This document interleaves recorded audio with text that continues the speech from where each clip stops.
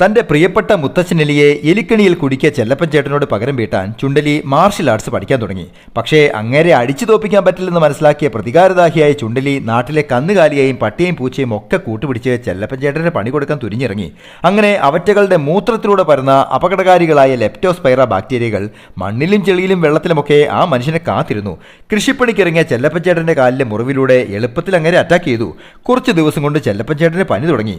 കടുത്ത തലവേദനയും പേശിവേദനയും കണ്ണിൽ മഞ്ഞപ്പും കണ്ണുവേദനയും ഒക്കെ തുടങ്ങി.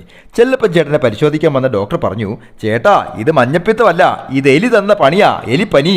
കട്ടിലിന്റെ ചോട്ടിൽ വന്നിരുന്ന ചുണ്ടലി ഉറക്കെ അട്ടഹസിച്ചു, എടോ ചെല്ലപ്പാ നീ ഇനി ഇല്ലപ്പാ. എന്നാൽ ഡോക്ടർ എഴുതി കൊടുത്ത ഡോക്സിസൈക്കിളിൽ മരുന്ന് കഴിച്ച് ആരോഗ്യം വീണ്ടെടുത്ത ചെല്ലപ്പച്ചേട്ടൻ വീട്ടുകാരോടായി പറഞ്ഞു, ദേഹത്ത് മുറിവുകളുണ്ടെങ്കിൽ പുറത്തെ വെള്ളത്തിലിറങ്ങാനോ നീന്താനോ ഒന്നും പോകല്ലേ മക്കളെ. കണ്ണിലും മൂക്കിലും വായിലുമൊക്കെ മലിനജലം കയറിയാലും പണിയാണേ. വർഷങ്ങൾ കുറെ കഴിഞ്ഞെങ്കിലും ചുണ്ടലിയും കൂട്ടുകാരും മനുഷ്യനെ തീർക്കാൻ